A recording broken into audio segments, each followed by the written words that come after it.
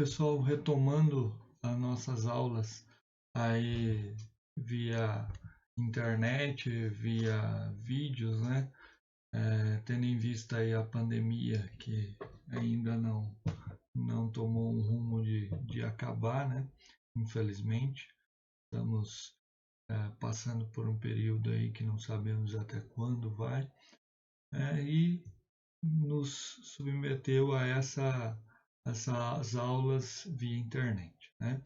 Espero que todos estejam bem de saúde, se cuidando e que isso logo passe, né? Se Deus quiser, logo vai passar e nós vamos poder nos encontrar novamente. Como eu combinei ali na reunião que nós tivemos, nós vamos fazer as aulas em vídeo e assim que necessitar ou vamos marcar, né, com o líder, uma reunião via Meet para tirar dúvidas e tirar também alguma outra explicação que ficou. Nós vamos continuar fazendo as perguntas, né, a respeito das aulas e seguimos aí com o nosso segundo bimestre. Hoje nós vamos começar o segundo bimestre com a parte do processo de execução, né, que é primeiramente nós vimos cumprimento de sentença, agora nós vamos ver o processo de execução, aonde o credor, ele de posse de um título, ele já entra com o processo executando a dívida, isto é, né, execução, o que é mesmo? Executar, cobrar a dívida, execução, cobrança de dívida. Né? O credor tem um crédito e vai querer receber. Se o devedor não pagar, vai procurar bens do devedor para quitar a dívida. Essa toda a fundamentação inicial e ao X da questão, vamos dizer assim, do processo de execução que nós vamos ver agora a partir desse bimestre. Tá bom? Hoje a aula é sobre título executivo extrajudicial. Então, o que é título executivo? O que vai levar a possibilidade do credor executar diretamente? Então, primeiramente, que eu tenho a falar é que o título executivo ele tem força de sentença. Então, nós temos um documento válido como se fosse sentença. Por que isso? Porque em vez de eu seguir um procedimento de conhecimento, eu posso seguir um processo de execução já. Em vez de eu ficar tentando provar para o juiz, lembra aquelas figurinhas da primeira aula lá, onde eu tenho que implorar para o juiz o meu direito, mostrar para o juiz o meu direito? Agora eu já tenho tudo isso, eu tenho o meu direito já ali constante do título executivo. Tá? Essa aula é um pouquinho demorada, talvez aí a gente vai precisar de 2 vídeos para não ficar muito longo, né? E aí eu passo os 2 e vocês assistem a primeira e segunda parte. Tá? Então vamos lá para o título executivo extrajudicial. Vamos fazer igual nós vínhamos fazendo nas outras aulas. Vamos para a tela. Aqui então, pessoal, como eu falei ali no início, o processo de execução, né, do que nós vamos ver, ele está no CPC do artigo 771 até 925 do CPC. Algumas regrinhas fora desses artigos, né, principalmente com relação a recursos. Tá, mas enfim, esse aqui é todo o livro de execução. Esse aqui é todo o livro de execução do CPC. E aí nós temos os títulos executivos extrajudiciais constantes do artigo 784 do CPC. O 784 do CPC ele tem 12 incisos e esses 12 incisos que a gente vai aprender nessa aula. No 783 nós temos lá anotado assim, a execução para cobrança de crédito fundar-se-á sempre em título de obrigação certa, líquida e exigível. Ou seja, nulla executio sine titulo. O que quer dizer isso? Quer dizer que não existe execução sem um título executivo, obviamente. Se eu não tenho um título executivo, o que eu tenho que fazer mesmo? Eu tenho que formalizar um título, eu tenho que ter um título, eu tenho que buscar um título. Como que eu vou fazer isso? Através de um processo de conhecimento. Aí o juiz vai me dar uma sentença e essa sentença vai ser executiva. Lembram disso, né? A partir do momento da sentença, eu tenho o título executivo. Então, o que agora eu estou vindo aqui para o título executivo extrajudicial? está me falando aonde eu posso ter um título que não seja a sentença, e aí eu entro com a execução diretamente, o processo de execução, mas ainda com a observação do 783. Eu preciso de um título executivo, nesse caso extrajudicial. Sempre um título de obrigação certa, líquida e exigível. O que seria uma obrigação certa?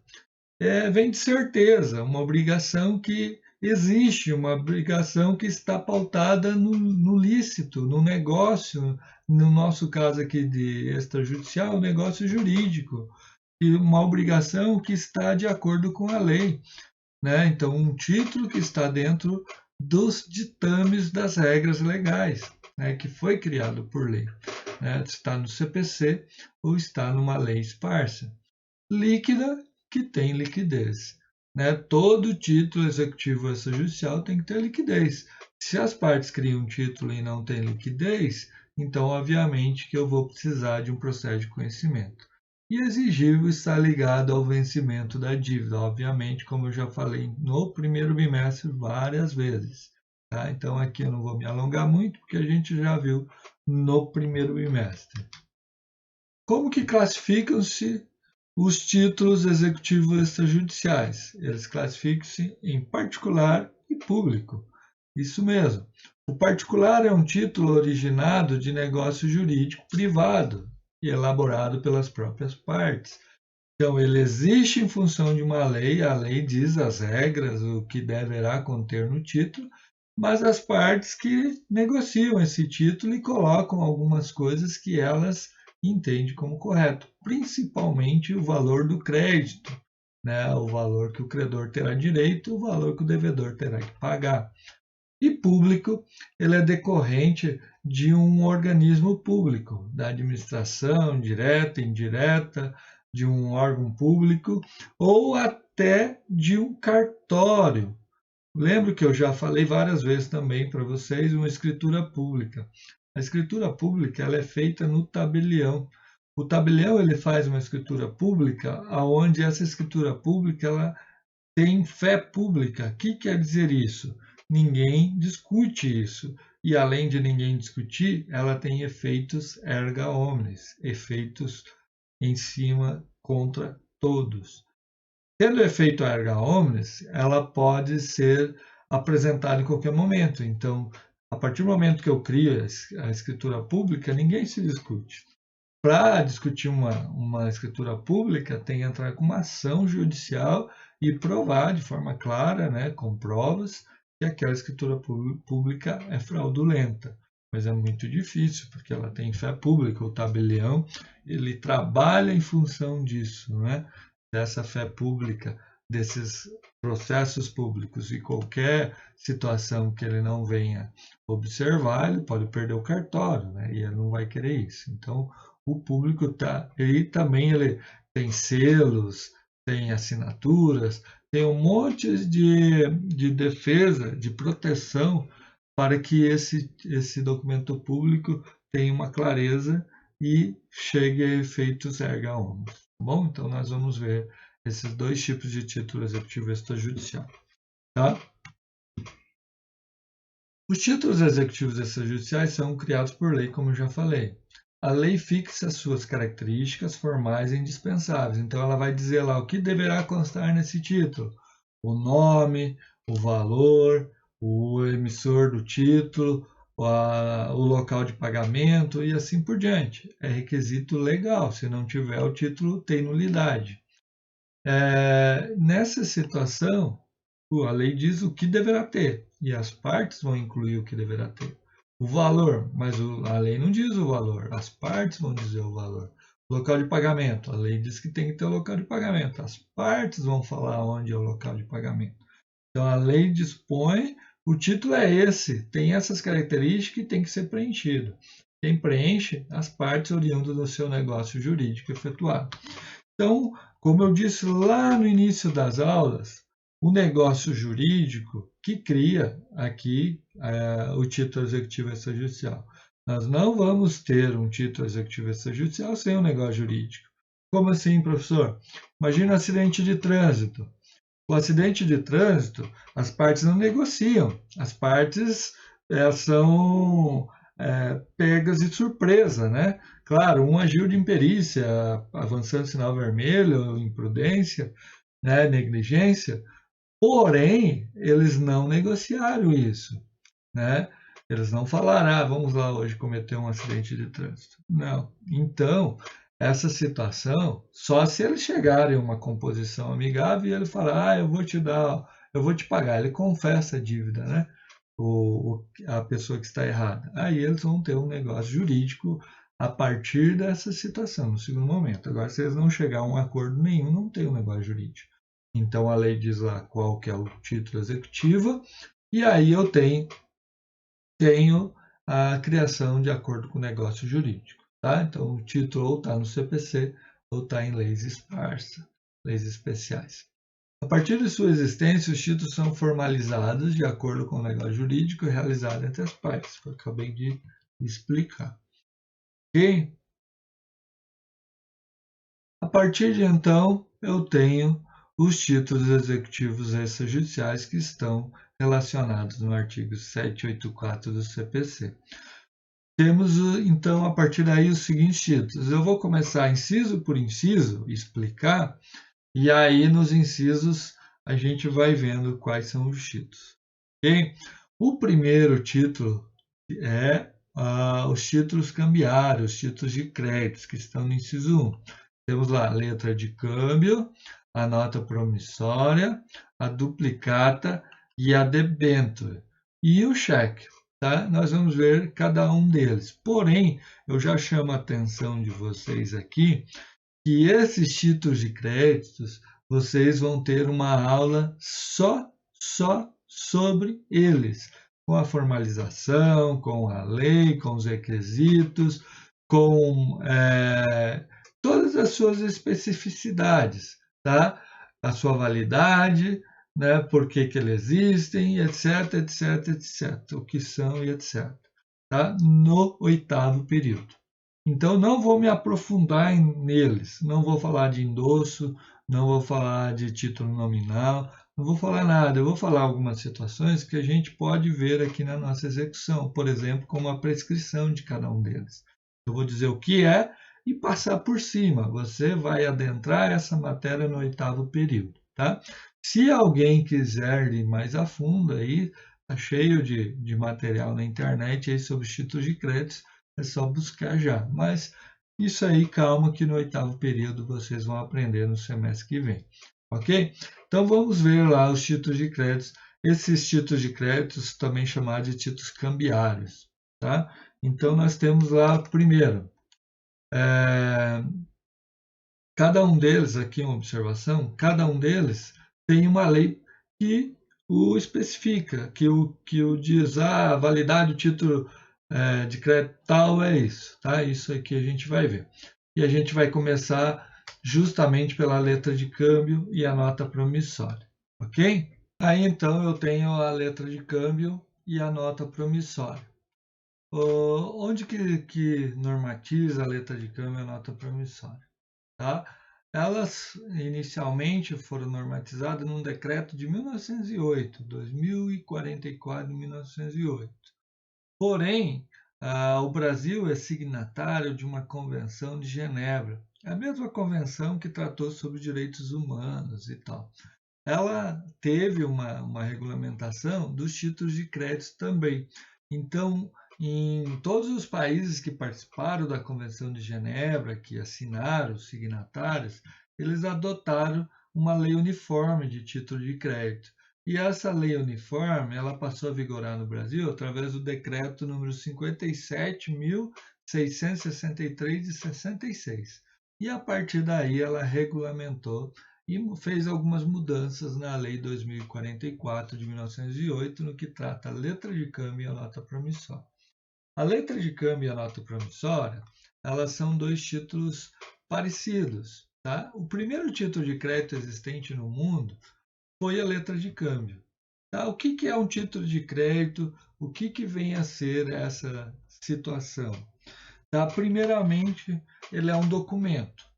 E é um documento que substitui um valor, uma quantia em dinheiro.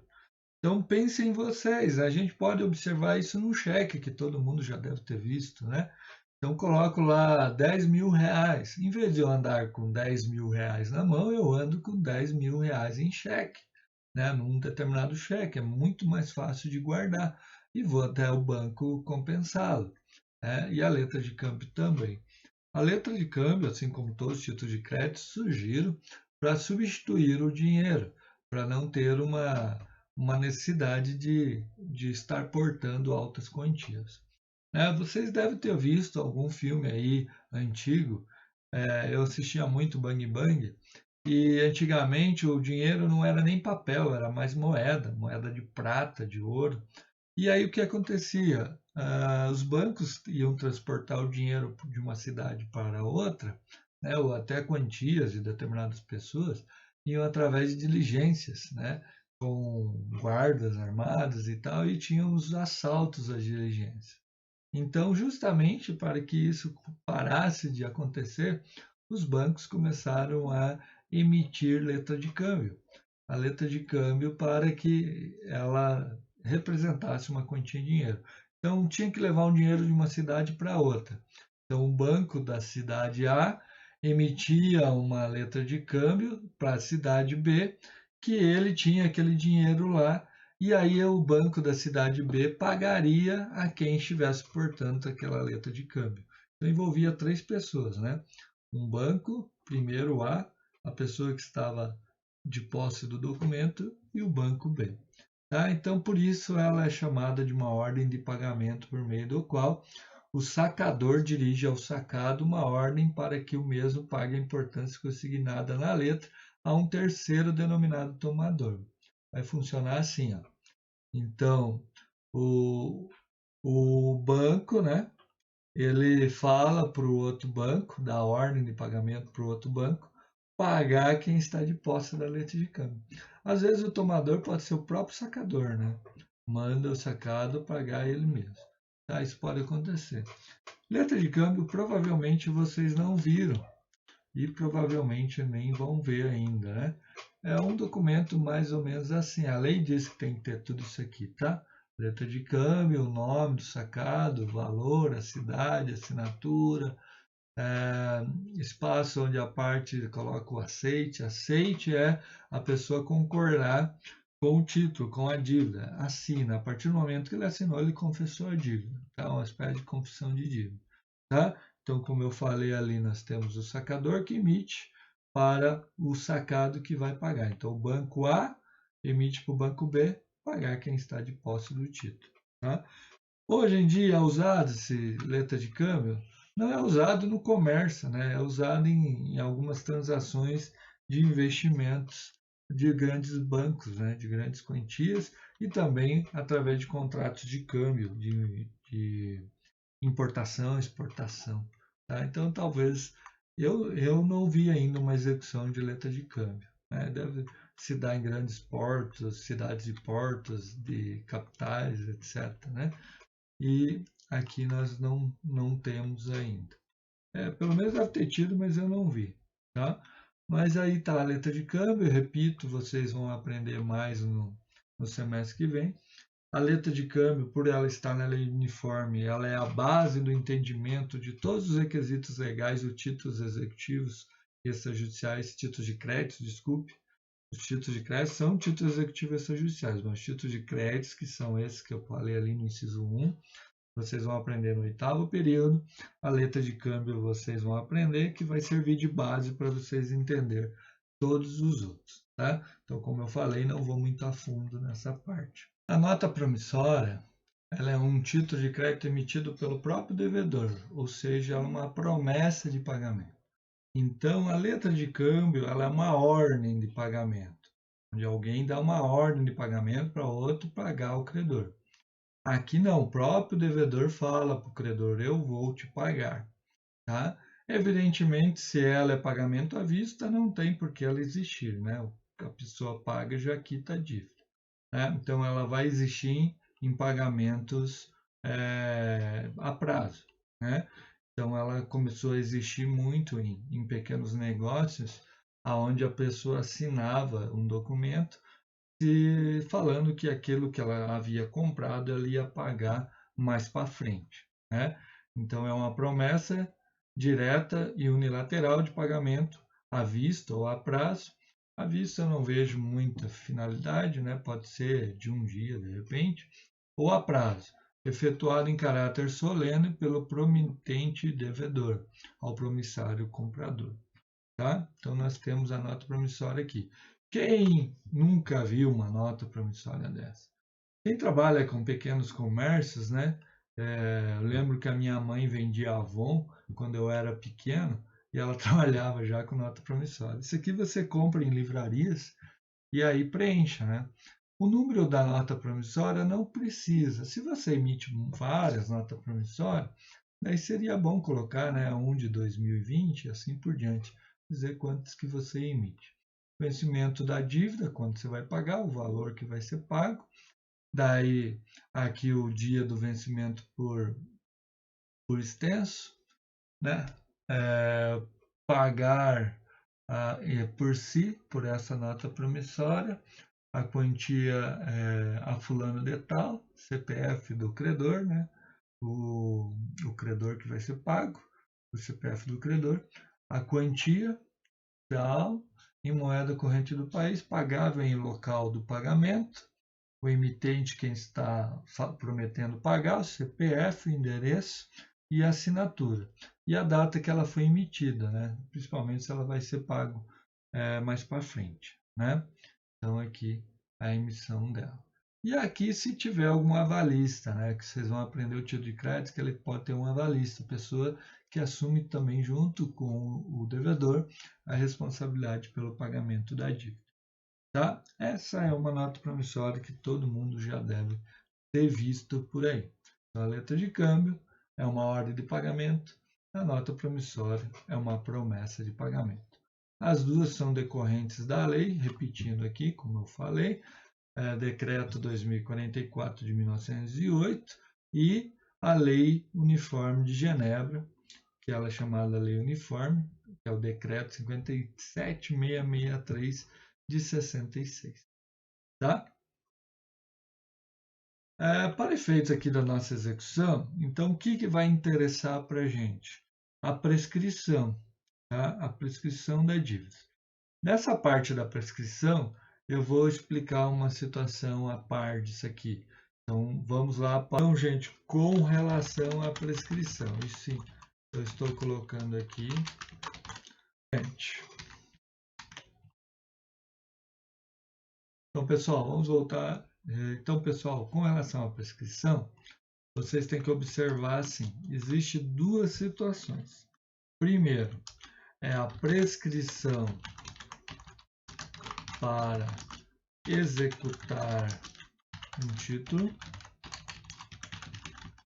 E segundo, a prescrição para cobrar o título. Ok? Coloque essas duas coisas na cabeça de vocês. Duas coisas na cabeça de vocês. Tá? Não esqueçam disso. Primeiro, a prescrição para executar decorre de um prazo estipulado em lei. Então a gente já vai ver esse prazo qual que é. E a prescrição cobrança para cobrar o título também é prazo estipulado em lei, mas no Código Civil. Prazo do Código Civil. Tá? Então aqui nós temos uma lei esparsa que vai determinar a prescrição para você executar, mas não é porque passou o prazo de executar que você não vai poder cobrar. Só que o prazo maior é o prazo do Código Civil, que está no artigo 206 do Código Civil, está no parágrafo 5º do Código Civil. Okay? Então, o parágrafo 5º do Código Civil, ele fala que prescreve em 5 anos a cobrança de dívida. Vamos deixar suspensa essa parte aqui e depois que eu falar de todas as prescrições de todos os títulos, eu vou falar no final do Código Civil e a gente volta nessa parte. Então, deixa suspenso essa parte, só para você entender. Tem um prazo para executar e um prazo para cobrar o título. Ok? Então, vamos voltar lá de novo. O prazo para executar uma nota promissória ou uma letra de câmbio está no artigo 70 da Lei Uniforme, ou seja, do Decreto 57.663 de 66. Lá está assim, ó, do portador contra o aceitante e respectivos avalistas. Então, aquele que é o credor, ele tem 3 anos a contar da data do protesto, feito em tempo útil, ele vai poder cobrar ali os 3 anos dos devedores principais, tá? A contar do protesto. O prazo de protesto é de 30 dias. Eu não vou falar agora dessa situação, só imagine que você tem 3 anos para executar a nota promissória ou a letra de câmbio, tá? Então, 3 anos para executar. Aqui pode contar do vencimento, tá?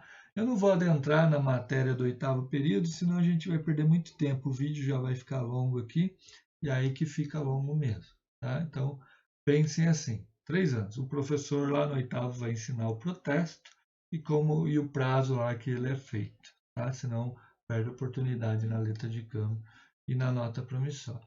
Na nota promissória, eu já digo que é do vencimento da dívida, 3 anos. Não é necessário protesto, tá? Mas na letra de câmbio volta um pouquinho.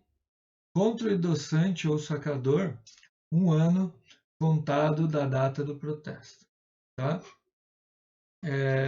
Aqui, contra o endossante, quem paga, né, não é o credor, o devedor lá, o endossante e tal, ele pode cobrar do outro endossante ou de quem emitiu lá a letra de câmbio durante 1 ano. Entre eles, né, o coobrigado de uma dívida, quanto os demais 6 meses, a contar do dia em que o endossante pagou a letra ou ele próprio foi acionado. Né? Essas particularidades aqui deixa suspenso que vocês vão aprender no semestre que vem. Eu não vou cobrar em prova essa situação. Se eu cobrar em prova, é esse primeiro prazo aqui de 3 anos de prescrição para você executar. Né? Então, vamos supor que eu dei uma nota promissória de 5 anos atrás. Já está prescrita, né? Então, não se preocupe com isso agora. E lá no semestre que vem, cobrem, que daí vocês vão aprender melhor.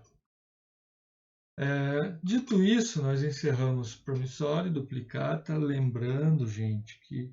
Desculpe, duplicata não, letra de câmbio e nota promissória.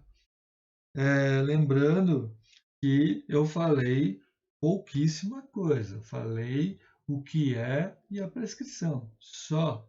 Vocês vão aprender protesto, vocês vão aprender endosso, vocês vão aprender título nominal e etc, etc, etc. Não se preocupe com isso, senão vai ficar um vídeo muito grande e eu vou adentrar na matéria do professor do semestre que vem. Tá? Vamos para o outro título de crédito, duplicata. Então, nós vimos lá no inciso 1, nós estamos localizando 784 do CPC, que fala quais são os títulos executivos. Inciso 1, nós estamos vendo letra de câmbio, nota promissória, agora chegamos na duplicata. A duplicata é um título brasileiro. Ela foi criada no Brasil. Né? Não se tem notícia de ser usado em outro país. Tá? Então, é um título brasileiro. Causa anterior. O que é isso aqui? A letra de câmbio e a nota promissória, e o cheque e a debênture, que a gente já vai ver, eu não preciso provar para executar o que originou a dívida. Eles não são títulos causais. E não importa, o devedor assinou, ele confessou a dívida. Então, por exemplo, se é uma dívida de jogo e a pessoa assinou a nota promissória, não interessa. Só se passar o prazo para executar. Daí ele vai ter que entrar com a monitora, daí ele vai ter que se explicar do que é. Agora, se não, eles não são títulos causais. A duplicata é um título causal, porque ela precisa da origem dela para existir. Geralmente ela é emitida de forma unilateral e aí ela tem uma causa. Essa causa é vinculada a uma nota fiscal. A duplicata ela serve para comprovar e cobrar e e executar pagamentos, dívidas, tanto de entrega de mercadorias como de prestação de serviço. Então, elas são usadas por empresas. Né? A duplicata é usada por empresas. E seria o nosso boleto bancário, talvez. Né? Talvez não, né? O boleto bancário é uma duplicata. Tá? E aí não pagou, vai ser cobrado. Como que funciona? A duplicata ela está em outra lei, 5.474 de 1968, mas já com as regrinhas da Lei Uniforme de 66, né? No seu artigo 1º, ela coloca todo o contrato de compra e venda mercantil entre as partes domiciliadas no território brasileiro. Você pode já estender a prestação de serviço também, com prazo não inferior a 30 dias, contado da data da entrega ou do despacho das mercadorias, o vendedor extrairá a respectiva fatura para apresentação ao comprador. Então, ele vai entregar a mercadoria e vai emitir uma fatura para pegar o aceite do devedor. O devedor ele assina que realmente ele deve aquela duplicata. Tá? Então, nós temos aqui o credor, o valor. Você já deve ter visto um boleto bancário, é praticamente a mesma coisa.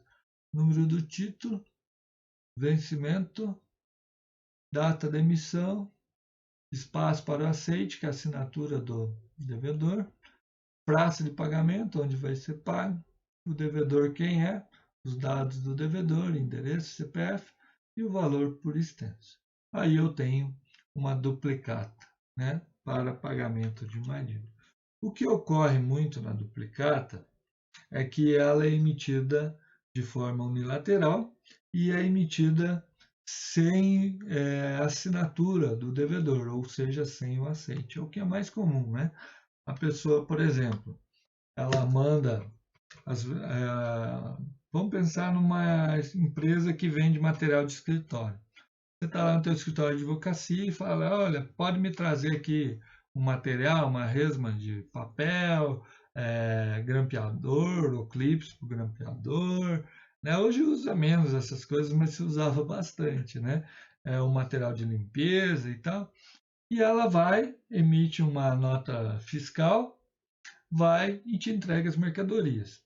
E aí traz de volta, ela pega a assinatura lá de alguém que recebeu as mercadorias no canhotinho, o número da nota fiscal, volta e aí emite a duplicata para pagamento e encaminha para você por e-mail, ou até alguém vai entregar o boleto para que você pague no dia do vencimento, se você comprou a prazo. Né? Essa é a duplicata. E aí você não assina que você vai pagar, você fica com a duplicata lá e paga. Aí vem a sistemática se você não pegou aceite, como que você vai fazer para executar. Claro, muita gente emite depois a fatura e pega a assinatura igual.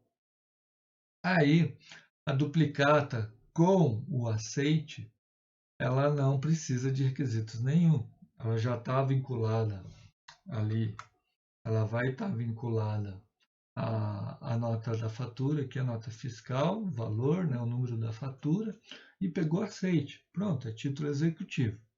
Tá? Agora, sem o aceite, ela precisa de outros requisitos. No artigo 2º da Lei Duplicata está lá, a emissão da fatura dela poderá ser extraída uma duplicata para circulação como efeito comercial. Então, a duplicata somente pode ser emitida após a emissão da fatura. Ela não existe sem nota fiscal. Ela não existe sem vinculação à fatura. Tá? Então, se ela tem aceite, como eu já falei, executa. A duplicata sem aceite está no parágrafo 1º lá. A duplicata de regra ela tem que ter tudo que está no parágrafo 1º do artigo 2º. Então ela vai ter lá o nome da pessoa, tudo que eu falei aqui. O nome do credor, o valor por extenso, bababá. Bababá é boa, né? O valor por extenso, tudo.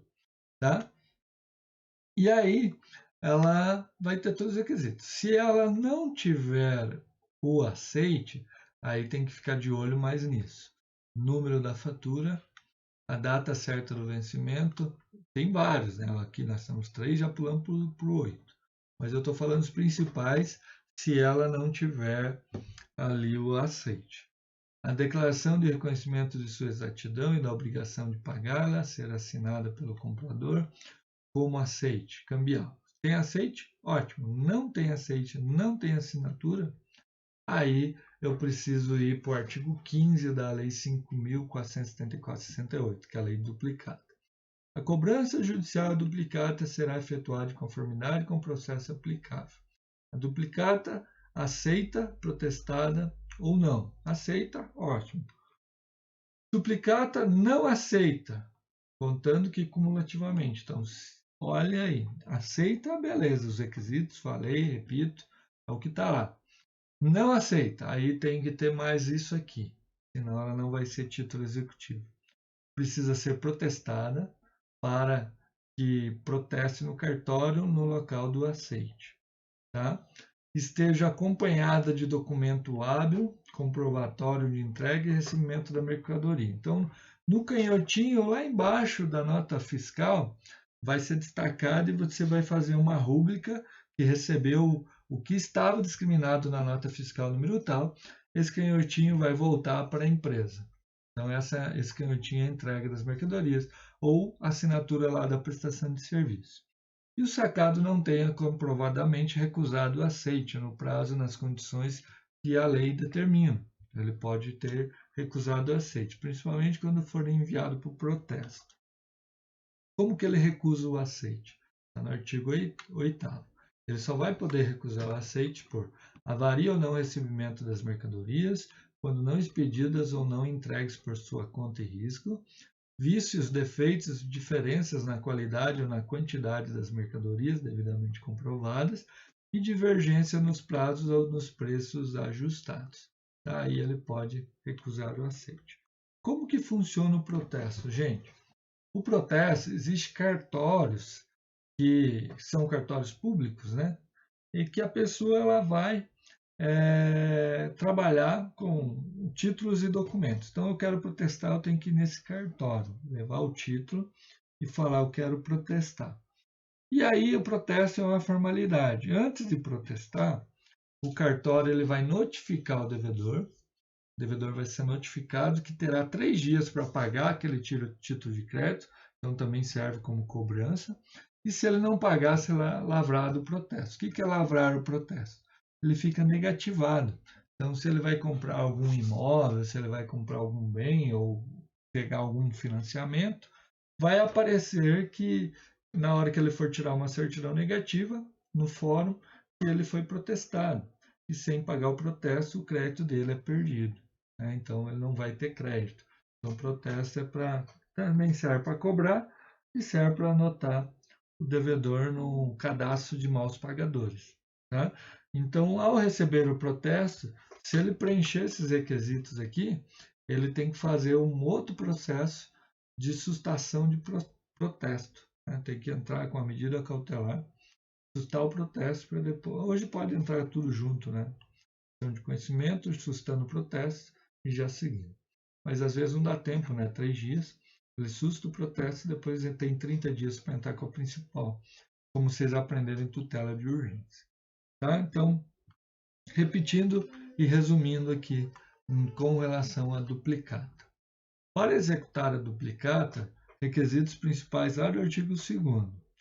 Se a duplicata tem o aceite, ótimo, né? Número da fatura, etc.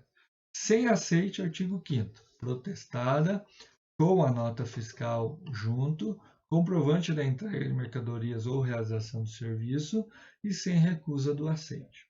Tá? Então, essa recusa do aceite eu não vou ter que provar, né? Para entrar é o credor.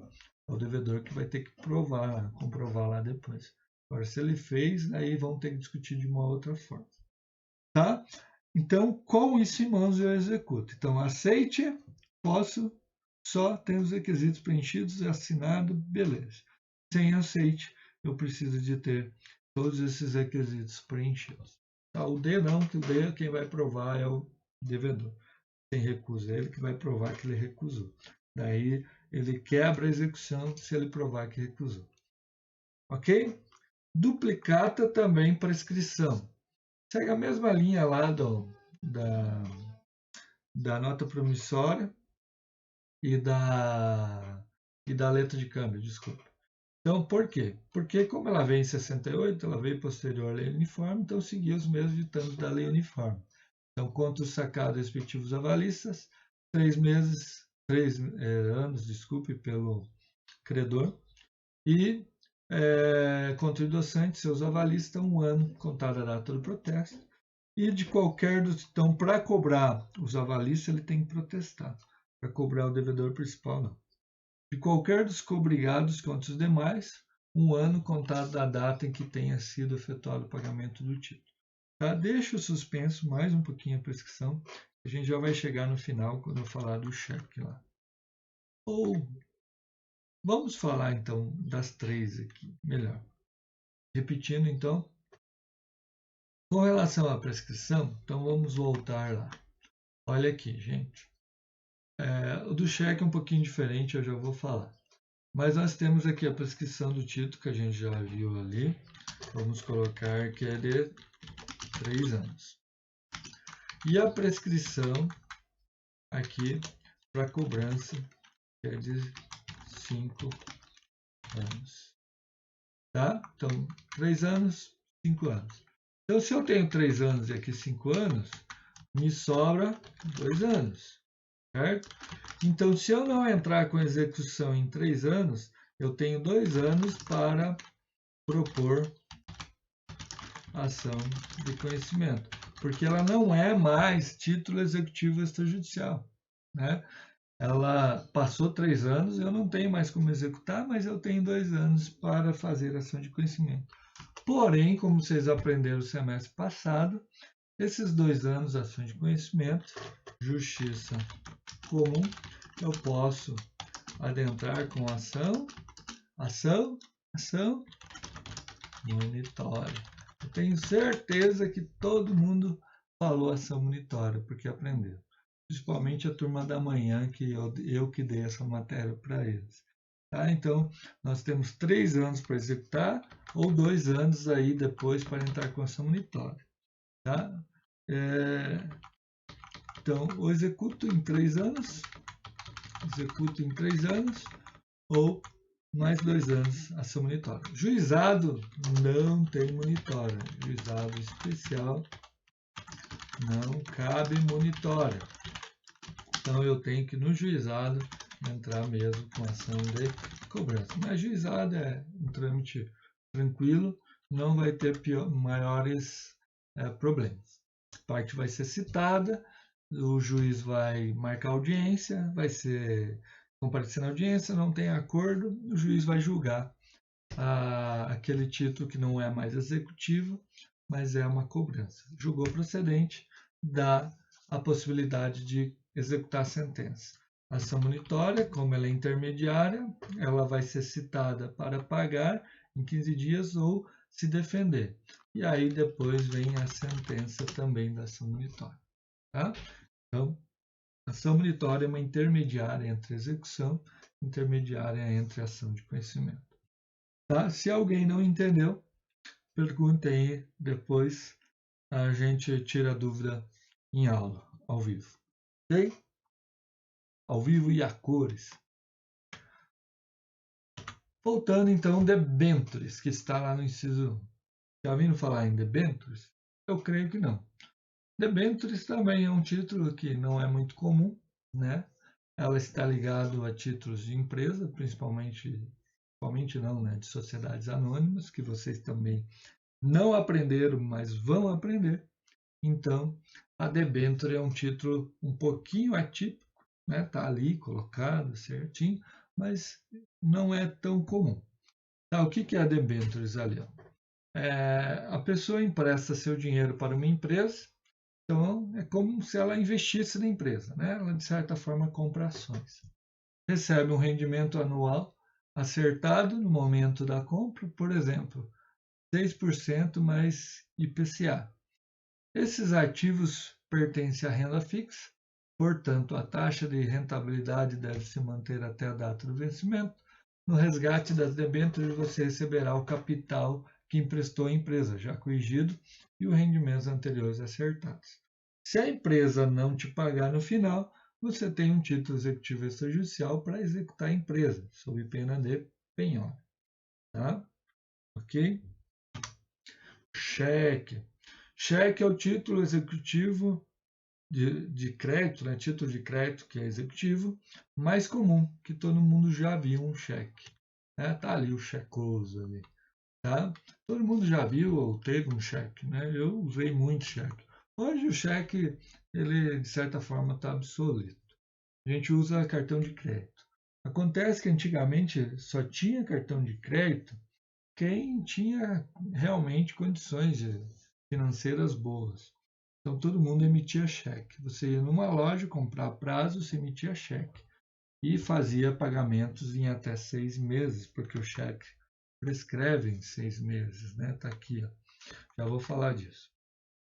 Então a pessoa emitia o cheque a prazo e a pessoa recebia e ficava com cheques. Até hoje é usado isso, né? Só que hoje menos, porque a pessoa vai lá e passa o cartão de crédito. Mas quem não tem cartão de crédito, de repente pega o cheque. E a pessoa fica com um cheque para depositar futuramente. Porém, o cheque ele é um pagamento à vista, né? Então, o que preciso saber sobre cheque? Agora, para execução, né? Depois do ano que vem não, semestre que vem vocês vão aprender tudo isso. O cheque é uma ordem condicional de pagamento à vista, é como se você estivesse dando dinheiro ali. Ai, professor, e o cheque pré-datado? Já vamos ver, calma aí. Dada por uma pessoa física ou jurídica, denominada de sacador, contra o banco, onde tem fundos, denominado de sacado, para que pague ao credor, tomador ou beneficiário da importância nele escrita. Então, o banco é intermediário aqui, né? O banco ele não tem responsabilidade nenhuma se não tiver fundos. O banco só tem responsabilidade se ele der um cheque visado. O que é um cheque visado? Ele carimba lá que vistou o cheque e que realmente tem fundos na conta. Aí sim, né? O banco vai ter responsabilidade. Agora, fora isso, o banco não tem como impedir que os seus clientes emitam um cheque acima do crédito que eles têm na conta. O cheque sem fundos não é responsabilidade do banco e você pode cobrar o devedor. Tá? O cheque não precisa ser protestado inicialmente para ser cobrado. Basta você depositar, ele voltar sem fundos. Então, quando ele volta sem fundos, ele é entregue para o credor novamente. Ó, aquele cheque que você depositou voltou sem fundos. Vem aqui pegar. Você vai lá pegar o cheque. Daí você vai ligar para o devedor, cobrando ele, e também pode entrar com ação de execução do cheque. Tá? O cheque predatado existe, como eu falei ali. O que é predatar o cheque? É colocar esses bom para dia tal aqui no cheque, né? Para 15/1/2005 e emitiu em outubro de 2004. Ó. Outubro, novembro, dezembro, janeiro, 3 meses a pessoa deu o cheque aqui. Isso é um cheque pré-datado. Cheque pré-datado existe? Na lei do cheque, não. A lei do cheque é a 7.357 de 85, eu não falei ali. Essa é a lei do cheque, já com observações da lei de Genebra, né, do decreto aqui de 57.663/66. Essa lei 7.357 de 85, nesta lei 7.357 de 85, não fala que posso dar cheque predatado. Mas, como eu falei, o cheque era muito usado antigamente, aí nos anos 90, início dos anos 2000, e aí o comércio passou a aceitar. Então, é uma construção consumerista, o cheque predatado.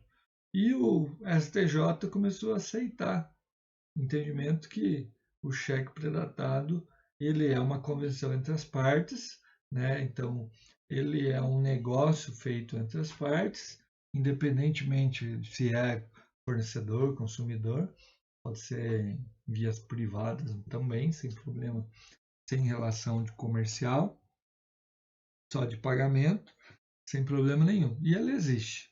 E se a pessoa depositar o cheque antes dessa datinha ali colocada no cantinho do cheque, ela vai ter que pagar dano moral ao STJ. tá?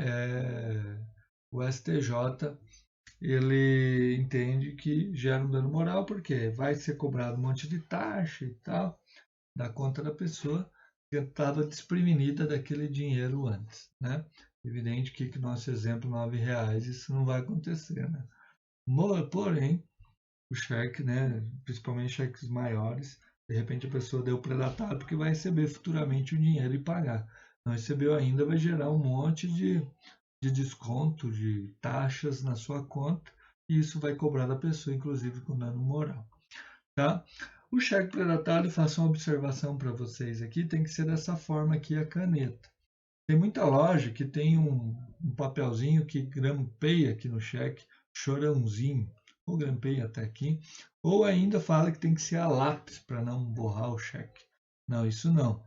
Porque se a loja se confundir e depositar antes do prazo, ela pode apagar o a lápis e tirar o chorãozinho aqui. Daí como que você vai provar que você fez um acordo predatado? Não vai ter. Então, você não vai ter como provar e vai ter que arcar com as despesas, tudo, e não vai ter dano moral também. Então, coloque sempre a caneta, sempre no cantinho do cheque, se você trabalha com cheque. Tá? Então, para quem trabalha com cheque, ou orientem seus clientes futuros também desse detalhe. Tá bom? Prescrição do cheque. Como eu já falei, o cheque, pela lei, ele é considerado um título de crédito à vista. Nesse sentido, o cheque ele tem um prazo pela lei de apresentação. Ele tem 30 dias quando emitido no lugar onde houver de ser pago, a gente diz mesma praça, tá? E de 60 dias quando emitido em outro lugar, ou no país ou no exterior. A gente diz praça diferente. Tá? Então vamos ver aqui com relação ao cheque, um pouquinho diferente aqui agora. Tá? Então, 30 dias para apresentar o cheque na mesma praça e 60 dias para apresentar o cheque em praça diferente. O que é a mesma praça? No local da conta do cheque. Então, se o meu banco é aqui em Cascavel, eu emiti o cheque em Cascavel, estou na mesma praça. Então, diferente do local da conta do cheque. Se eu vou para Foz do Iguaçu e vou lá abastecer o carro e emito um cheque, eu estou fora da minha praça. Então, praça diferente. Então, para apresentação é 60 dias. Então, da emissão do cheque, eu tenho 30 dias para apresentar ou 60 dias. Tá? Então, de certa forma, eu tenho um mês ou 2 meses para a apresentação. Por que eu estou dizendo isso? Porque o cheque que no artigo 59 da Lei 7.357 de 85 diz prescreve em 6 meses contados da expiração do prazo de apresentação a ação que o artigo 47 dessa lei assegura ao portador, que é a execução. Então, 6 meses a contados da expiração do prazo de apresentação, que é ou 1 ou 2 meses. Então, se eu emito um cheque na mesma praça, eu tenho 1 mês mais 6 meses, igual a 7 meses de prescrição do cheque. Se eu estou em praça diferente, eu tenho 2 meses mais 6 igual a 8 meses de prescrição do cheque. Opa! Ok? Então, ou ele vai ser de 7 ou ele vai ser de 8 meses. Tá? Geralmente é a mesma praça, então 7 meses para você poder executar. E se você não executar, aí vai te sobrar ação monitória, no mesmo esquema aqui. Então, aqui, 3 anos, o cheque é de 7 ou 8 meses. Passados 7, 8 meses, aí eu tenho sobrando, né, 7, 8 meses, eu vou ter 3 anos e 5 ou 6 meses para monitória, né? 3 anos não, 4 anos, né? 4 anos e 5 meses ou 6 meses não menos. Se deu 4, 7, né? Eu vou ter 5. Se deu 8, eu vou ter 4 meses para ação unitária. Tá bom? Ok? Então, o cheque tem essa peculiaridade aí, tá? Num trabalhinho, numa prova, a prescrição do cheque, 6 conto 6 meses. Eu não vou colocar prazos assim, num trabalho, numa prova, em cima do laço, né? Contar 6 meses mais a apresentação e colocar um dia. Não, vou colocar assim, cheque emitido em fevereiro de 2019. Aí não precisa nem fazer conta, né? Já está prescrito para execução, né? Ação monitória, tá bom? Ou defesa do devedor numa execução que prescreveu o cheque. Ok, mas a gente vai falar mais sobre isso, tá bom? Entendido essa parte? Então, prescrição para cobrança, como eu falei lá naquela parte do Word, pretensão cobrança do artigo 206, 5 anos. E a prescrição da lei, de acordo com a lei de cada cheque. Ok? Aí então nós terminamos o título de crédito e partimos para o inciso 2 do artigo 784. Gente, finalizando ali os títulos de crédito, a letra de câmbio, a promissória, a duplicata, o cheque e a debênture, notem um detalhe. Eles são documentos, né? O cheque é um documento. Então, quando você tem que entrar com ação, no processo físico, isso era claro. Você teria que apresentar o documento original, né, do cheque lá original. Por quê? A posse do título presume a dívida. Então, como assim? Se o título, vamos pensar no cheque. Se o cheque está de posse do credor, é porque a dívida não foi paga ainda. Quando o devedor pagar o valor em dinheiro, ele resgata o documento e fica na posse. Então, se a posse do título está com o devedor, a dívida foi paga, correto? Então, a posse do título presume o pagamento da dívida. Se o título está com o credor, não foi pago ainda. Se o título já está com o devedor, já foi paga a dívida. Nesse sentido, quando você vai executar, você precisa apresentar o original do documento, do título executivo, do crédito, né, do título de crédito, seja ele qual desses forem, promissória, duplicata, cheque. No físico, no processo físico, isso era claro, você juntava na tua inicial. Agora, no processo eletrônico, você junta, né, via internet, o documento sem ser o eletrônico. Mas fica lá. Então, tem juízes e comarcas que pedem para você apresentar o original. Daí você vai no cartório com o original e apresenta. E tem comarcas e juízes agora que não pedem mais. Aqui teve um juizado, acho que foi o primeiro, não me lembro, não pediu mais, mas fica na minha posse. Se o devedor vai rebater e fala, opa, eu estou com o original, ou eu já paguei a dívida, daí o juiz pode mandar o credor apresentar esse original.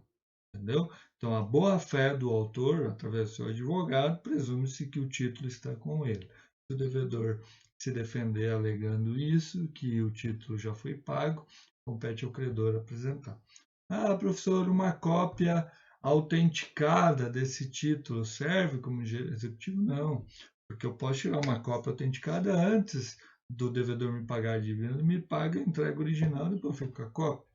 Então, se eu, credor, perder o título, eu perdi a oportunidade de cobrá-lo também. Tá bom? Finalizamos aí o título de crédito. Vamos partir agora para o inciso 2 do 784. Vamos lá para a tela. Vamos lá, então. O inciso 2 do artigo 784 do CPC. O inciso 2 começa lá dizendo assim: a escritura pública e o documento público assinado pelo devedor. O que vem a ser uma escritura pública? Eu vou colocar aí na tela para vocês agora uma escritura pública, tá? Para vocês verem o que é uma escritura pública. Gente, então aqui eu peguei uma escritura pública para vocês terem uma noção. Ó. Cartório Queiroz Santos, terceiro ofício de notas, certidão. Tá? Certifico que revendo os livros do cartório, tal escritura pública, cujo teor é o seguinte. Isso aqui é uma certidão de escritura pública, na verdade. Tá? Então, ele está dizendo que tem uma escritura pública lá. Mas a escritura pública vai ser assim, timbrado pelo cartório, daí feito, e no final os carimbos lá de autenticidade do cartório. Tá? Eu tenho outro aqui que eu busquei, para vocês terem uma noção, é assim. Então, essa aqui é uma certidão feita no registro de imóveis. Então, também é um documento público. Tá? Tem na certificação, a autenticação do cartório, que é referido e a verdade.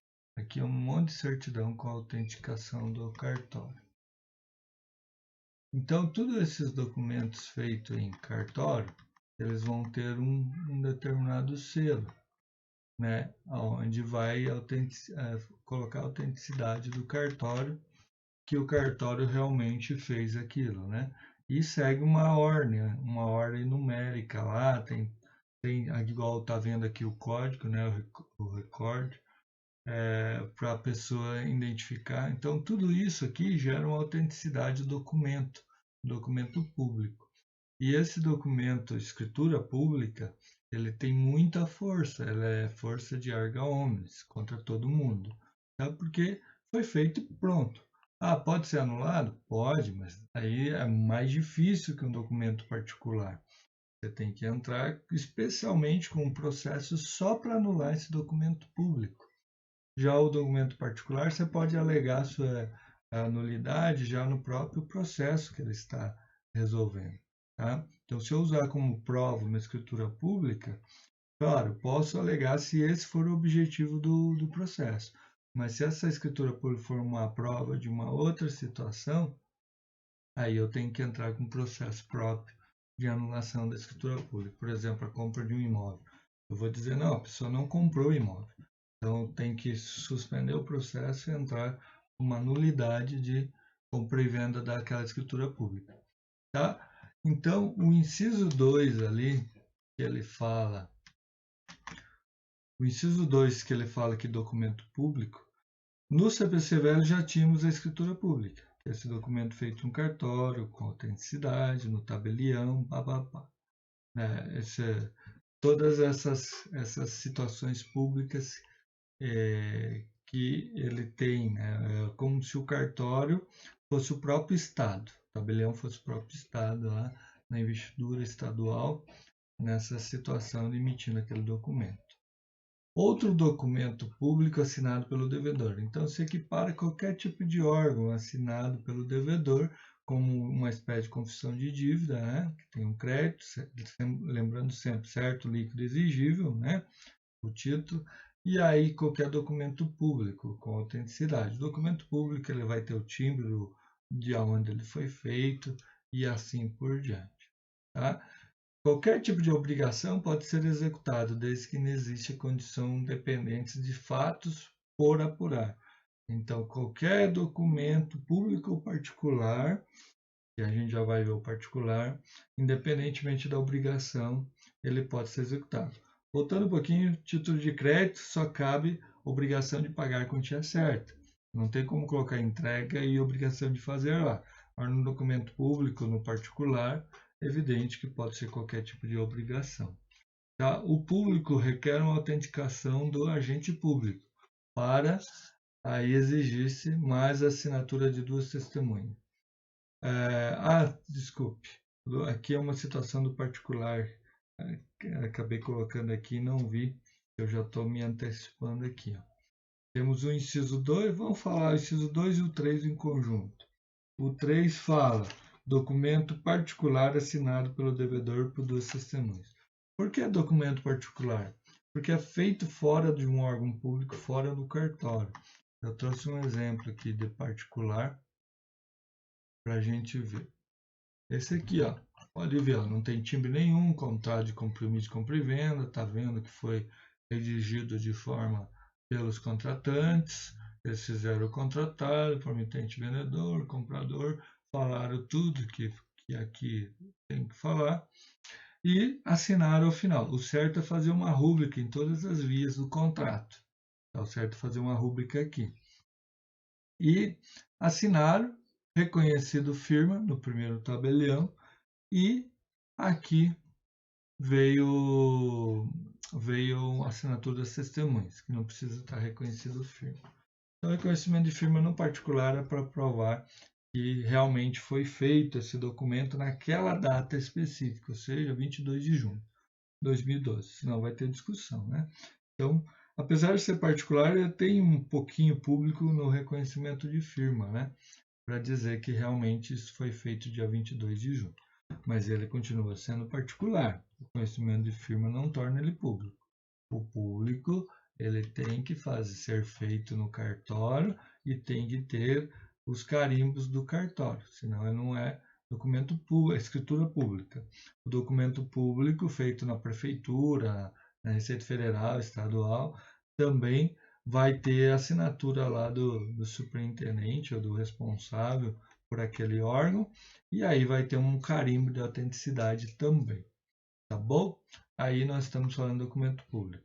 Se não, ele é particular. O particular necessita de assinatura de 2 testemunhas, tá? Qualquer tipo de obrigação também. Então aqui eu tenho no público requer autenticação do agente público. No particular exige mais assinatura de 2 testemunhas, tá? Esse aqui devia estar aqui. Depois eu vou arrumar. Tá bom? Ok? Esse é o documento público e particular. Documento particular, sim, só pode ser firmado pelo devedor de próprio punho, ou seja, ele tem que assinar, igual nós colocamos no exemplo aqui do particular. Eles foram lá e assinaram, os vendedores e os compradores. Tá? Isso é do próprio punho. Tá? O que a lei fala aqui nessa situação? Se ele não puder assinar, ele pode colocar o dedão lá, né? Ele não é alfabetizado, ele pode colocar o dedão. Essa assinatura dedão, ela necessita de assinaturas a rogo. Então, ó, o documento particular não tem validade com a chamada assinatura a rogo. Toda vez que o devedor for analfabeto ou estiver impossibilitado de assinar, doente, alguma coisa assim, terá que constituir mandatário por escritura pública. Então, para que um documento assinado com a digital, seja por analfabeto ou por doença, tem que ter outras 2 assinaturas aqui de outras pessoas a rogo. Só que para ser título executivo extrajudicial, o arrogo não serve, seria essas assinaturas aqui de outras testemunhas. Precisa que o documento seja feito por escritura pública. O tabelião vai falar que realmente a pessoa fez esse documento. Então, particular tem que ser assinado pelo devedor de próprio punho. O arrogo não serve para particular, tem que ser por escritura pública. Tá? Ok? Inciso 4, seguindo, então. O instrumento de transação referendado pelo Ministério Público, pela Defensoria Pública, pela Advocacia Pública, pelos advogados dos transatores ou por conciliadores ou mediador credenciado por tribunal. Esse inciso 4, nada mais o CPC fez, né, o legislador do CPC novo fez, 2015, do que trazer a sistemática do próprio artigo 3º do próprio CPC novo, que diz que temos que estimular a autocomposição entre as partes. Então, aqui nesse sistema, se eu chegar a fazer um acordo perante o Ministério Público, a Defensoria Pública, pela Advocacia Pública ou pelos advogados transatores, ou por conciliador ou mediador credenciado pelo tribunal, o título já será executivo. Não preciso homologar ele perante o juiz. Não preciso pedir para o juiz autorizar eu cobrar. Então vamos dar exemplo aqui. Isso acontece muito em direito de família, quando a gente fala em guarda, alimentos, visitas, etc. Então, se eu fizer um acordo de alimentos perante a Defensoria Pública, Ministério Público, advogados, né? Pode ser um advogado só pegando procuração dos dois. Esse documento ele já é executivo. Agora, existem situações que não dá para ser executivo porque a gente precisa de uma declaração, por exemplo, divórcio. Eu preciso que o juiz decrete o divórcio, declare extinto o casamento. Então, nessa situação, eu posso fazer até o acordo de divórcio, mas eu tenho que pedir a homologação do juiz, senão não vai gerar efeitos. Não serve como título executivo para averbar o divórcio. Entendeu? Então, ele vai funcionar como executivo para guarda, nem guarda não vai funcionar. Vai funcionar, desculpe, para alimentos e visitas. Daí vai funcionar. Agora, para guarda, é como se o menor, né, ele não fosse uma mercadoria, né? Ele é um ser com direitos e obrigações, né? Ele tem situações que o defendem. Então, a guarda, ele, por ser um ente personalizado já, né, nasceu com vida, já tem personalidade para civil, né, para surtir direitos em favor dele. Nessa situação, então, a guarda, eu não posso só fazer um acordo e guardar, porque precisa se tomar por termo essa guarda judicialmente. Então, se eu só fizer um acordo e levar no colégio e tal, não vai servir. Eu vou ter que fazer uma homologação dessa guarda. Então, divórcio e guarda, posso até fazer o acordo, mas eu tenho que fazer a homologação. Agora, alimentos e visitas, eu posso simplesmente fazer e deixar lá. Se um dia ele não pagar, eu peço para executar, tá? Mas em qualquer situação do direito material, do direito civil, eu posso fazer um acordo e depois executar, tá? Vai funcionar como um contrato, né? Se for outra situação assim, uma compra e venda. Vou fazer um acordo, ele não pagou, um acidente de trânsito, vamos fazer um acordo. Vai ser um contrato, né? E aí, para não ter dúvidas, né? Pega a assinatura das testemunhas, não precisa nem de advogado, nem do Ministério Público, nada. Já serve como título executivo. A citação do Ministério Público vai precisar quando ele tiver que intervir, um mediador, alguma coisa assim. Fora isso, já é preciso fazer uma negociação através das pessoas envolvidas, assinam e mais duas testemunhas. Certo? Partimos para o. Tem mais duas situações aqui. Então, nós ainda temos aqui a confissão de dívida, pública e particular. A confissão de dívida, ela, para ter efeitos de título executivo extrajudicial, se ela for pública, ótimo, né?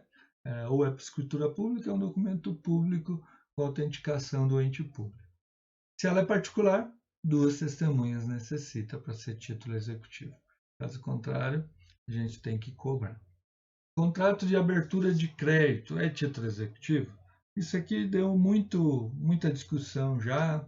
No início, o contrato de abertura de crédito era considerado não título executivo. Daí começou a se vincular a nota promissória. Daí veio o entendimento que a nota promissória vinculada ao contrato de abertura de crédito não gerava título executivo. Até que o problema foi finalmente solucionado agora.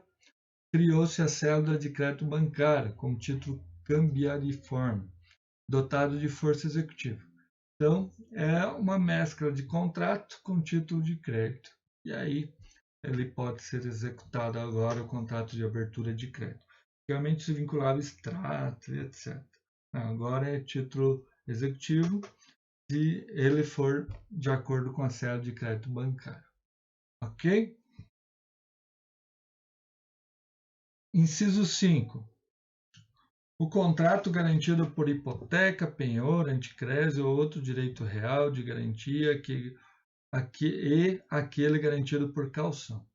Gente, esse inciso 5 também vocês vão ver no 8º período. Vocês vão aprender lá os direitos reais de coisas alheias, de hipoteca, penhor e anticrese. Então, não vou me aprofundar muito também nesse sentido. São questões um pouco complexas, nem cobro em prova isso, porque eu sei que ainda vocês não têm nem noção e vai dar só confusão. Então eu deixo essa situação quando vocês estiverem no 8º período para vocês aprenderem bem, tá? Eu coloquei aqui as regrinhas, até os artigos, para só entender o que é. O que é um contrato garantido por hipoteca, penhor e crédito? São garantias reais. Eu faço um contrato e eu já coloco um bem como garantia se eu não cumprir esse contrato. Então, já dou uma garantia antecipando um eventual não pagamento. No final, se pagar tudo certinho, levanta-se a garantia e acaba a dívida. Tá? Então, se não pagar direitinho, aí o credor tem o direito de cobrar esse próprio bem. A caução é uma garantia, mas de certa forma informal, né? A garantia que o devedor oferece ao credor. Então ele fala, olha, se eu não pagar, vamos fazer dessa forma aqui. E aí tem essa situação que esse contrato de caução serve como título executivo para pegar o bem. As garantias reais já têm uma formalidade um pouquinho maior, de acordo com leis esparsas e o próprio Código Civil. E aí vocês vão aprender melhor semestre que vem. Então, garantia real. Para realizar a garantia real, seja para levar a expropriação com preferência e sequela. Sequela quer dizer que acompanha, a dívida acompanha o bem que foi dado em garantia. O imóvel gravado de hipoteca, pagando-se com o produto apurado. Então, o imóvel gravado de hipoteca vai até o final, se não pagar a dívida, ele responde. Então, nós temos lá, a execução hipotecária é uma garantia real de bens imóveis, está a partir ali do artigo 1475 do Código Civil e algumas outras leis esparsas. A anticrese é o direito real de garantia sobre frutos e rendimentos de um imóvel. Artigo 1506 do Código Civil. E o penhor é garantia real de coisa móvel. É aquele penhor que a pessoa vai no banco, coloca joias e pega um dinheiro, depois volta, paga o que ele pegou e levanta e pega as joias de volta. Isso acontecia muito, né? Agora nós temos o penhor agrícola, o rural, que vocês vão aprender, tá? Mas no próximo semestre. Agora só basta saber isso, os artigos, e o básico do básico, né, para a gente tocar aqui nas execuções. Tá? Mas é título executivo esses contratos. Ok? Inciso 6. Contrato de seguro de vida em caso de morte. Seguro de vida. Isso aqui não tem nem muito o que falar. O seguro de vida, ele é um título executivo quando a pessoa não recebe esse seguro de vida. O seguro de vida é feito para quem receber? Para a pessoa que fez o seguro? Não, obviamente. O seguro de vida ele é feito para outra pessoa receber. Essa outra pessoa, ela está lá indo na seguradora e não consegue receber. Mas ela já tem o contrato, então é título executivo. Ela executa e para receber o seguro de vida. Inciso 7.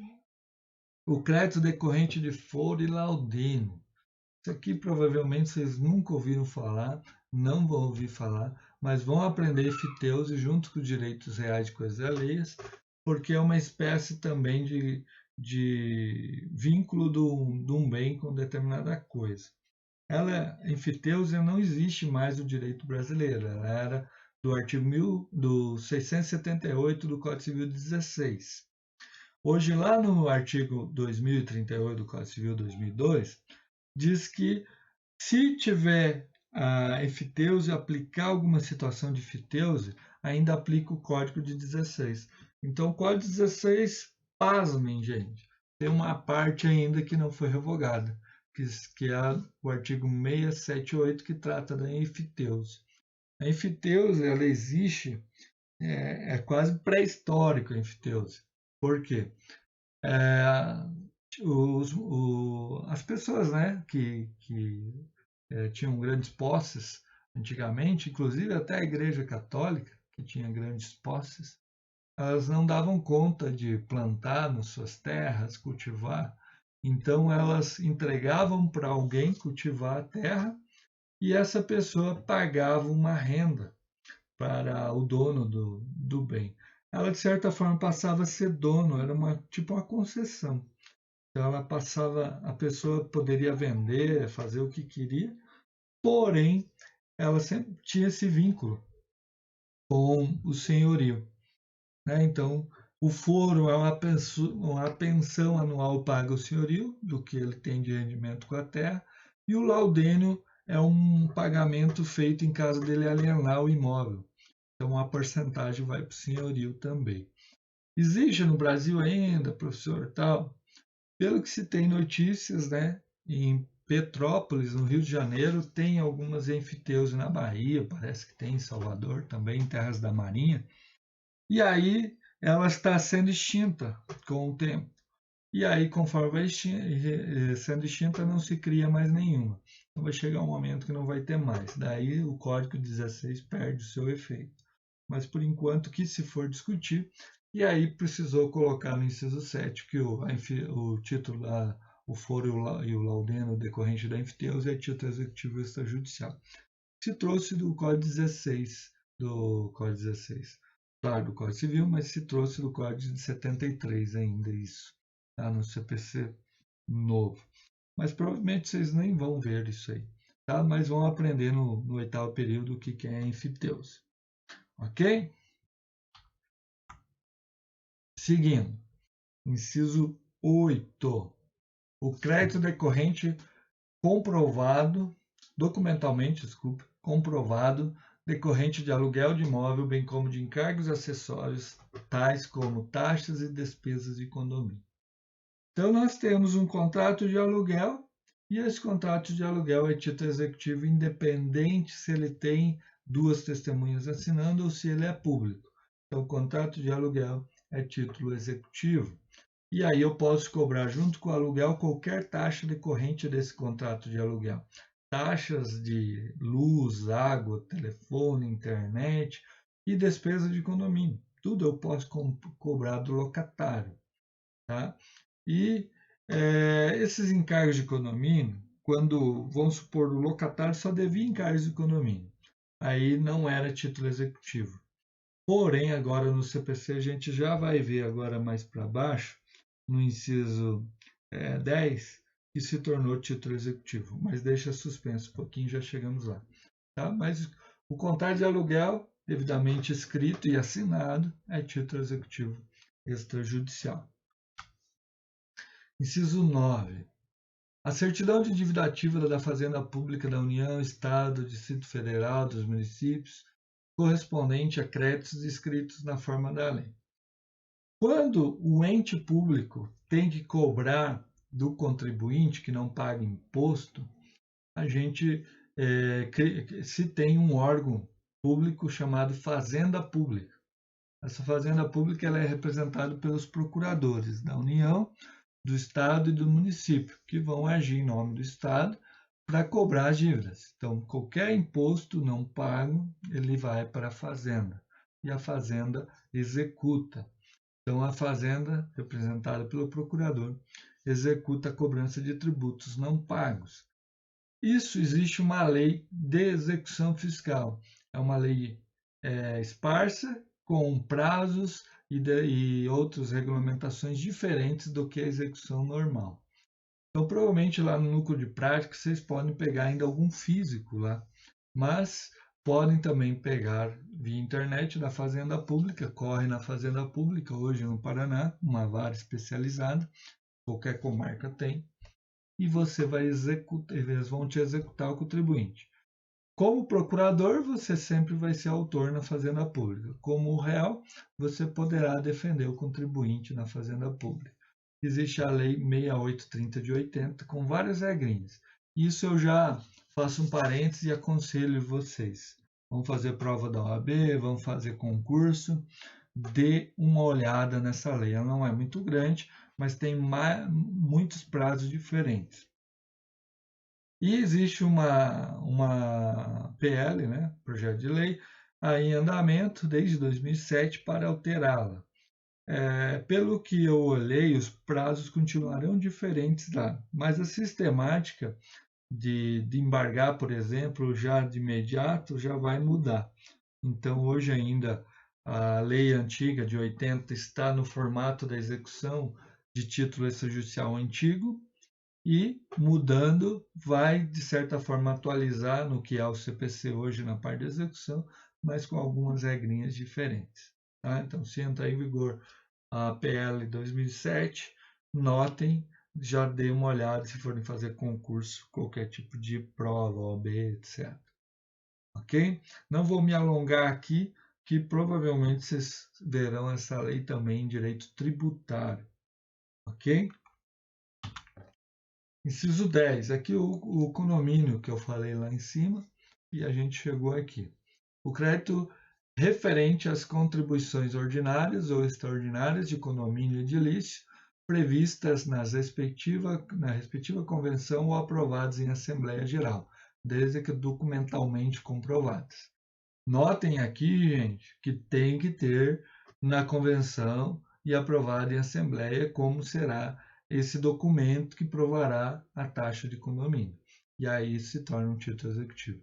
Se não tiver na convenção e documentado isso, não será título executivo. Terá que entrar com uma ação de cobrança para provar a existência do condomínio. O condomínio, através do síndico, vai ter que fazer isso. Então, claro, os condomínios todos se adaptaram já a essa nova sistemática, né? Isso é um entendimento já que vinha já do STJ, que poderia executar desde que tinha essas regras de documento aí. Agora é novo no CPC, colocou-se no inciso 10 do 784. E por fim, o último inciso que temos no artigo, não é o último inciso, mas o último título aqui do CPC. A gente vai ver já o inciso 12. O inciso 11 fala assim, né? A certidão expedida por serventia notarial ou de registro relativa a valores de emolumentos e demais despesas devidas pelos atos por ela praticados. Então, aquele tabelião, aquele cartório extrajudicial, registro civil, protesto de títulos, títulos e documentos, né? Tabelião, ele pode, se não receber um determinado valor, cobrar através de uma execução. Agora, gente, vocês já foram num cartório para ver? Quem já foi num cartório sabe, ou você faz e paga, ou você não recebe o documento. Eu não vejo isso aí, mas enfim, os tabeliões, os notários conseguiram colocar isso no CPC. É evidente que provavelmente deve ter algum aí que passa batido e não recebe, daí eles executam. Tá? Muda um pouquinho lá do 515, que é título judicial, a questão dos auxiliares de justiça. Então, tudo que num processo tiver que cobrar em favor dos auxiliares da justiça é título judicial. O que for do notário está fora do judiciário. Então, aí, se trazer para o judiciário, é judicial. Ok? Seguindo.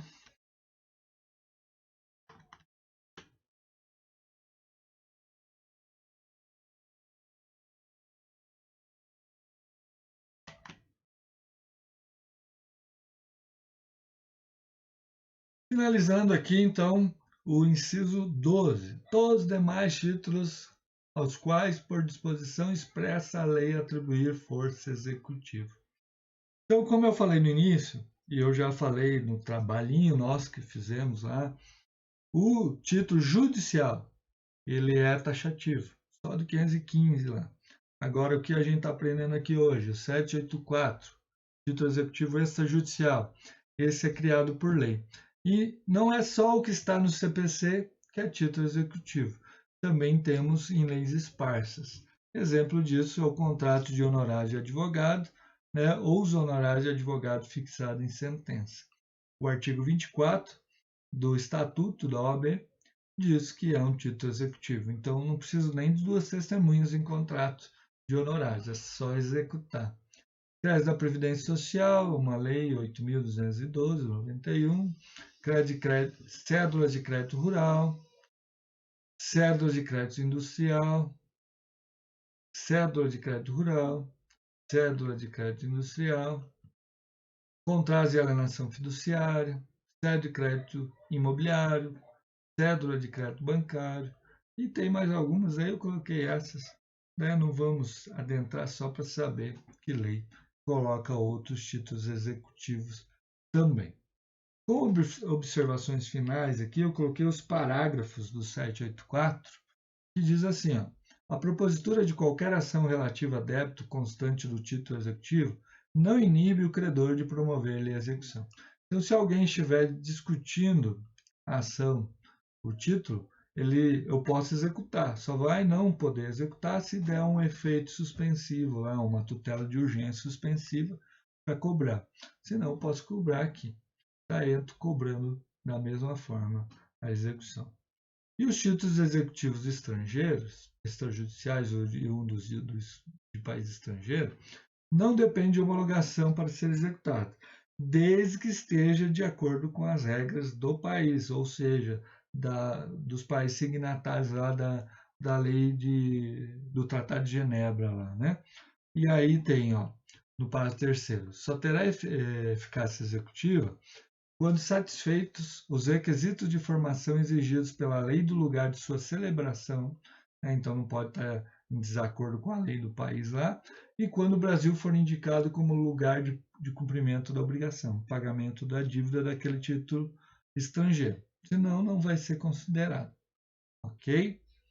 E o 785, pasmem agora, olha só, a existência de um título executivo extrajudicial não impede a parte de optar pelo processo de conhecimento, a fim de obter título executivo judicial.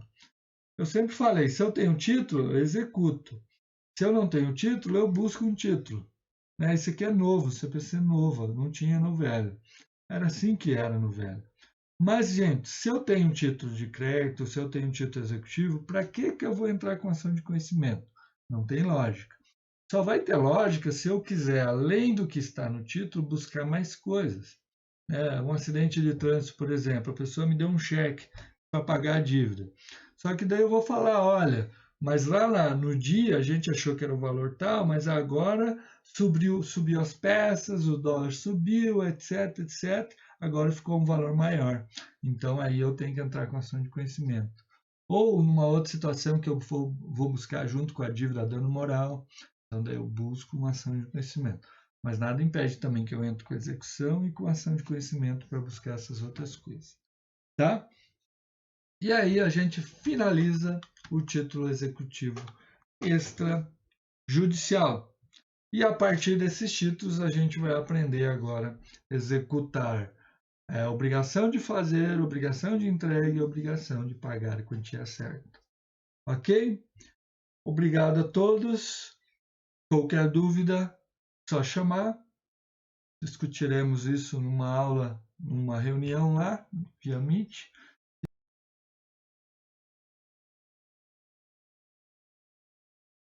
Pessoal, então é isso. Chegamos ao fim de mais uma aula aí virtual para vocês, em vídeo, para que vocês acompanhem. Na dúvida, a gente pode marcar ali no Meet, no horário de aula, para tirar as dúvidas de vocês. Fico à disposição de todo mundo e logo encaminharei mais material aí para vocês. Junto com o vídeo, vai lá no Classroom o material da aula de hoje e uma pergunta para vocês responderem, com um prazo estipulado lá. Ok? Qualquer dúvida é só me mandar um WhatsApp aí e chamar. Deixo um outro videozinho para vocês ali, até com uma forma de incentivo para vocês acompanharem ali no Classroom, e que eu recebi no WhatsApp, achei muito legal, vou deixar lá para vocês darem uma olhada, até para que anime animar todo mundo aí. Tá? Vamos se animar, vamos lutar, não é culpa de ninguém, a gente está vivendo isso, é claro, culpa dos chineses, mas não culpa nossa de estar vivendo isso, e temos que se adaptar, e, enfim, temos que lutar essa guerra aí e vencer, tá bom? Fique com Deus, tudo de bom.